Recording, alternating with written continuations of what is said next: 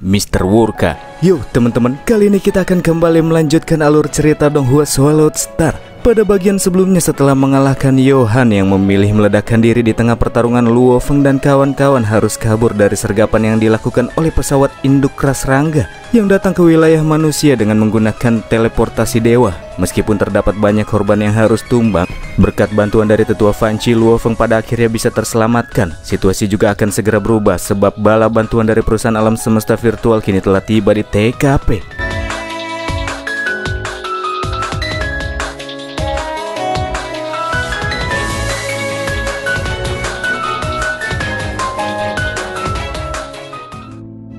Tetua Fanci yang sempat melakukan pengorbanan kini telah diamankan bersama dengan kehadiran anggota perusahaan alam semesta virtual yang saat itu dipimpin oleh Lord 9 Pedang atau Venerable Youmo. Mulai dari sana akan mengambil alih situasi. Rata-rata bala bantuan yang datang berlevel Immortal King dan Marquis.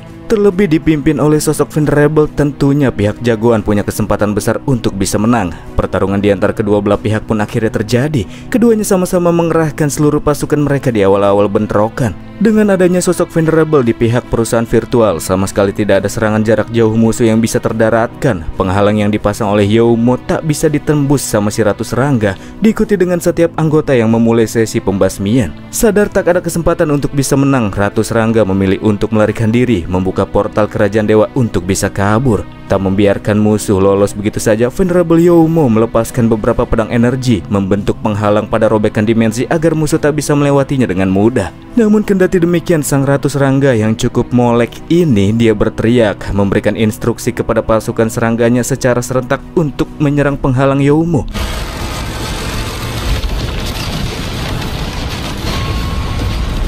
Di arah lain, sang Venerable kembali mempersiapkan gerakan besar, menciptakan sebuah pedang energi raksasa. Serangan dengan daya penghancur seperti itu berkemungkinan bisa membelah pesawat ras induk serangga musuh. Sementara sebagian pasukan serangga terus berusaha untuk menghancurkan penghalang yang menghadang, sebagian lagi harus terlibat dalam pertarungan menghadapi anggota perusahaan virtual, mencoba mengulur waktu sampai jalan keluar berhasil terbentuk. Tapi pada akhirnya, karena sudah tak banyak waktu yang tersisa, bila melihat Venerable Youmo yang hampir selesai menyiapkan serangan imbanya, Ratu tak punya pilihan lain selain berteriak lagi dengan nada yang lebih tinggi dari sebelumnya, sebuah instruksi yang mengharuskan para serangga di sekitar penghalang meledakkan dirinya.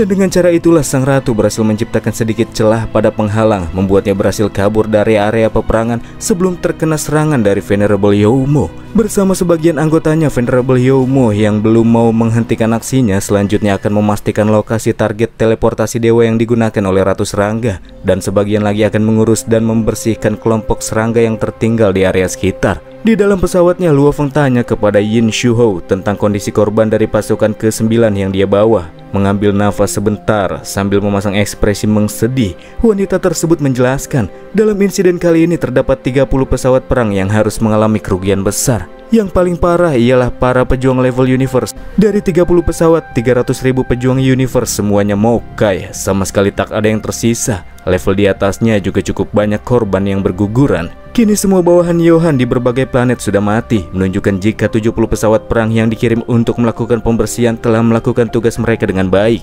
Di lain hal, Venerable Youmo katanya sudah berhasil menemukan mata-mata yang menyediakan titik koordinat teleportasi dewa yang diberikan kepada pesawat Rasrangga sebelumnya, dan mata-mata tersebut berasal dari bank pertama alam semesta, Molly Ho, yang sudah disingkirkan. Dalam pengejarannya pada saat itu, Rasrangga menggunakan teleportasi kerajaan dewa untuk kabur melalui titik transit yang langsung terhubung ke wilayah Rasrangga, supaya pihak manusia nggak bisa mendeteksinya. Rasrangga yang memelihara cukup banyak mata-mata di wilayah manusia jelas itu membutuhkan banyak sumber daya dan biaya. Kata tetua Fanci, memang sangat disayangkan karena musuh sebelumnya berhasil meloloskan diri, tapi setidaknya mereka harus menerima pukulan telak karena beberapa pengkhianat yang mereka punya kini sudah diberantas. Tak lama setelahnya, Yin Shuhou menerima kabar dari Venerable Youmo. Katanya dia juga menemukan adanya data histori serta tujuan lanjutan terkait dengan aksi mata-mata ras rangga yang sempat untuk mencoba menyusup ke bumi. Terkait masalah tersebut, Luo Fengxi nggak terlalu khawatir lagi karena di bumi masih terdapat banyak kawan-kawan yang bisa dia percaya.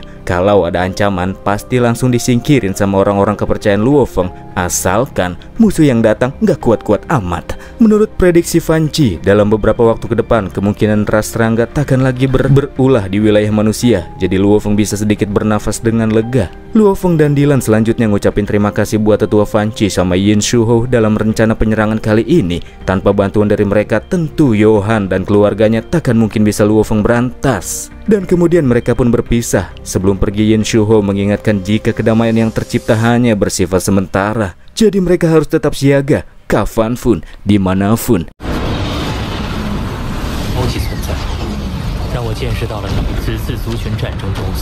Sosok super yang muncul di pertarungan antar ras kali ini juga membuat Luo Feng sadar bahwa masih terdapat banyak sekali entitas yang kemampuannya nggak ngotak, dan Luo Feng sama sekali tak sebanding dengan mereka. Jika entitas kuat semacam ini menargetkan bumi, takutnya bisa-bisa bumi langsung boom. Pas lagi mikirin itu, Luo Feng dapat email dari Venerable Immortal.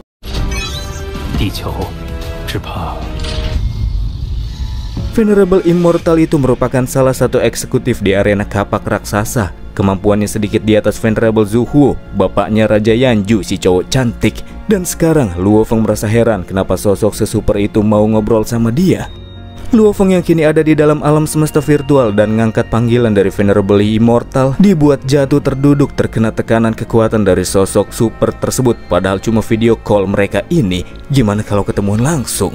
Sosok besar, agak hijau dan menakutkan yang hadir di depan Luo Feng dan ditemani sama semacam tanaman anggur itu pun bertanya, apakah kau yang punya Bima Sakti? Iya, ex Luo Feng. Saat itu juga Luo Feng langsung disuruh pasang harga karena Venerable Immortal mau membelinya. Hal ini bikin Luo Feng tambah heran, harusnya bagi sosok sesuper itu galaksi Bima Sakti sama sekali nggak bernilai. Apakah ini tandanya ada sesuatu yang berharga yang menjadi incarannya? Bahaya ini sih, kalau Luo Feng langsung nolak, nanti yang ada galaksi Bima Sakti langsung dirampas lagi. Makanya di sini Luo Feng buka sesi negosiasi. Luo Feng bisa memberikan banyak planet yang ada di Bima Sakti buat sang Venerable, asalkan jangan bumi. Tapi oh no, ternyata tawaran Luo Feng sama sekali nggak guna. Sebab yang diincar sama beliau ya memang planet bumi. Dia sama sekali nggak butuh planet lain yang ada di wilayah Bima Sakti. Pokoknya bumi, titik. Melakukan penolakan sambil menahan tekanan yang diberikan Venerable Immortal, Luo Feng berkata jika dia dan warga bumi sudah mati-matian mempertahankan bumi sampai hari ini, makanya dia nggak mau nyerahin bumi begitu saja. Mendapatkan penolakan, Venerable Immortal meremukan tulang-tulang rusuk Luo Feng yang pada saat itu cuma bisa minta maaf karena dia nggak mau jual bumi.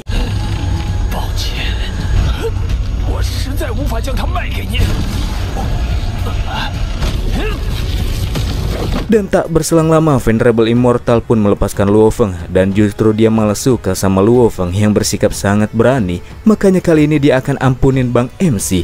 Hanya saja Venerable Immortal minta satu lahan di bumi. Dengan begitu maka masalah akan dianggap selesai, dan Luo Feng pun menurutinya. Pada akhirnya dalam negosiasi itu Luo Feng harus menyerahkan satu pulau di bumi kepadanya. Setidaknya dia nggak kehilangan semuanya. Hasil negosiasi ini juga terbilang cukup baik buat Luo Feng. Karena takutnya kalau Venerable Immortal benar-benar mengincar sesuatu yang ada di bumi, maka terdapat kemungkinan akan ada sosok super lainnya yang juga coba untuk mendapatkannya. Kita beralih ke hutan Amazon di bumi dengan Raja Yanju, si cowok cantik yang datang ke sana bersama dengan abang-abangannya pakai teleportasi. Abang-abangannya itu katanya bakalan bantuin Yanju apapun yang akan terjadi ke depannya. Sementara Yanju cuma nyengir-nyengir jahat.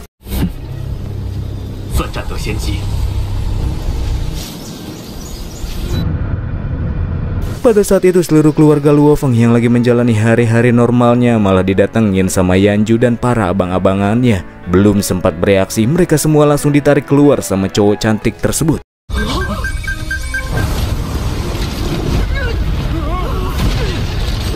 Sedikit melakukan pembelaan, Shu Shen pun menegaskan kalau ini adalah tempat tinggal Luo Feng, anggota perusahaan alam semesta virtual. Jadi bagi setiap orang luar yang datang berkunjung ke bumi itu harus lapor dulu sama Bang MC. Lalu, apakah Yanju udah bilang sama Luo Feng tentang kedatangannya? Sekarang sih belum, tapi supaya Luo Feng bisa gecek balik ke bumi, Yanju akan ngasih kabar ke Luo Feng tentang pemandangan yang kini terjadi. Pemandangan di mana keluarganya seakan-akan lagi ditawan.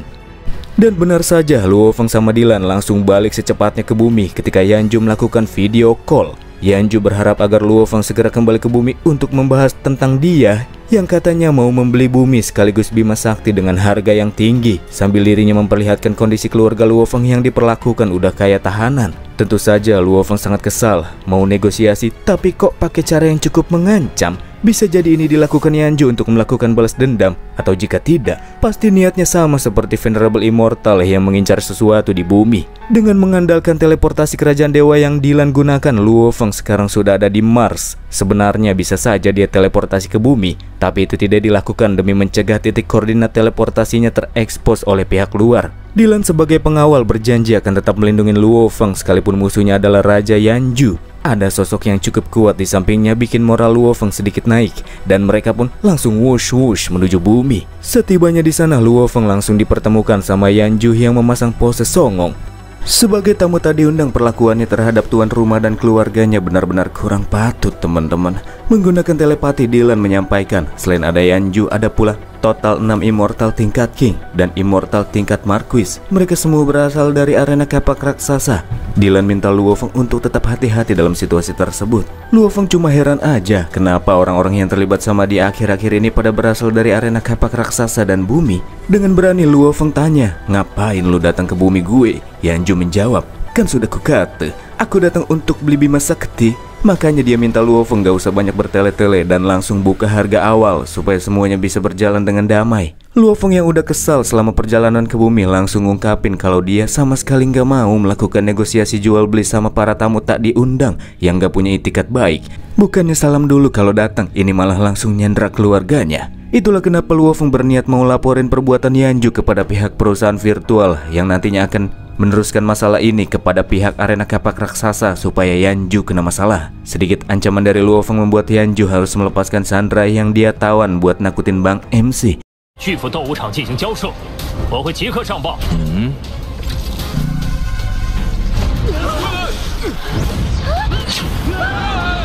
Setelah keluarganya terbebaskan, rekan-rekan dan pelayan Luo Feng juga langsung pasang badan, siap baku hantam termasuk anaknya. Ya, kalau baku hantam sih jelas Luo Feng bakalan kalah dengan kekuatan segini. Makanya Luo Feng lebih memilih untuk mengamankan mereka, memasukkannya ke dalam dunia batin Behemoth. Dengan demikian maka mereka tak akan mati sia-sia.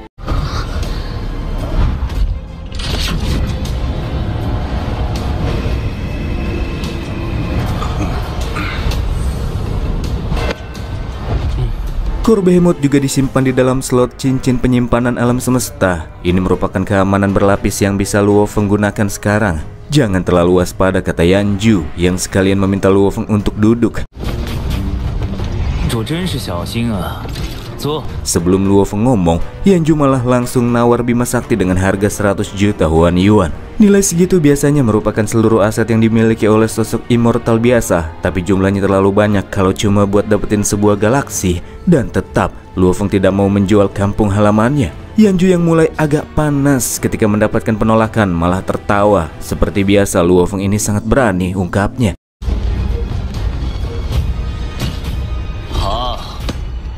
Yanju yang biasanya agak arogan ini lumayan nahan-nahan, teman-teman. Kata dia, karena dia mau ngasih martabat buat Luo Feng, dia akan menawar dengan harga tertinggi yang dia bisa, yakni 1 miliar Huan Yuan. Ini sih jumlahnya udah di luar batas wajar untuk sebuah galaksi. Luo Feng yakin alasan kenapa Raja Yanju bisa memberikan harga sebesar itu pasti karena dia didukung sama bapaknya, Venerable Zhou Huo. Yang artinya kalau Luo Feng menolak maka dia juga akan menyinggung bapak Yanju.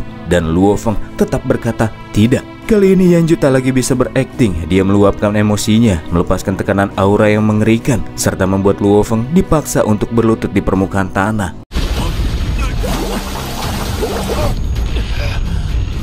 Karena Luo Feng terus melakukan penolakan, maka selanjutnya dia akan menggunakan cara yang cukup ekstrim. Ancaman kali ini Yanju memasukkan seluruh warga bumi ke dalam cincin penyimpanan supernya yang bisa menampung miliaran orang. mengirimkannya ke wilayah tandus yang tersedia di dalam sana.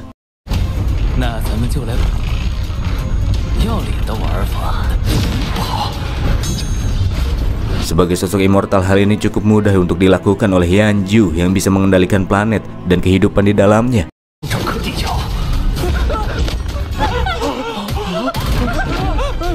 Yanju kemudian memberikan dua pilihan kepada Luo Feng. Pertama, memberikan hak milik bumi kepadanya, dan itu akan dibayar dengan harga 1 miliar Huan Yuan. Dia juga akan memastikan tak ada warga bumi yang tewas. Atau kedua, menolak. Memilih opsi kedua, maka miliaran warga bumi akan mokat, termasuk kita, guys. Ya, ini adalah aturan yang biasa terjadi di alam semesta. Yang lemah akan ditindas oleh yang lebih kuat. Kekuatan benar-benar sifatnya absolut. Luo Feng pada saat itu berkata kalau level Yanju sudah turun sekarang gara-gara dia ngancem pakai nyawa warga sipil.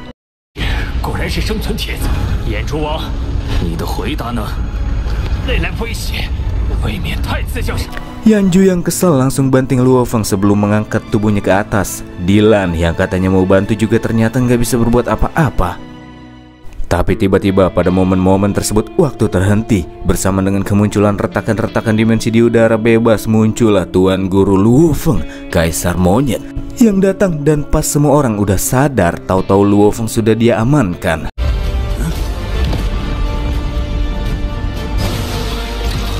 Yanju yang jengkel berkata, emangnya Kaisar Monyet nggak punya kerjaan apa sampai-sampai dia nempelin muridnya terus? Dan beliau cuma membalasnya dengan cengiran, lalu berkata kalau Yanju ini sangat emosian ya orangnya. Emangnya udah lupa kalau di masa lalu dia sering dipukulin sama Tuan Guru Monyet, dan sekarang malah melampiaskan itu semua kepada muridnya. Cukup berani. Tidak seperti sebelumnya, Yanju menegaskan kalau urusan yang terjadi di bumi saat ini sama sekali tidak ada hubungannya dengan si Kaisar Monyet. Dan karena sekarang dia bawa abang-abangannya, Yanju berani kok kalau mereka memang harus berantem.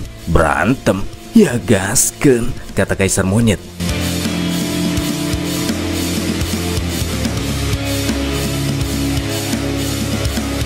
Dan itulah akhir dari serial Sword Star kali ini, teman-teman. Terima kasih buat kalian yang sudah mau nonton perbacaan ini sampai akhir. Like kalau suka, dislike kalau nggak suka. Sampai bertemu lagi kapan-kapan.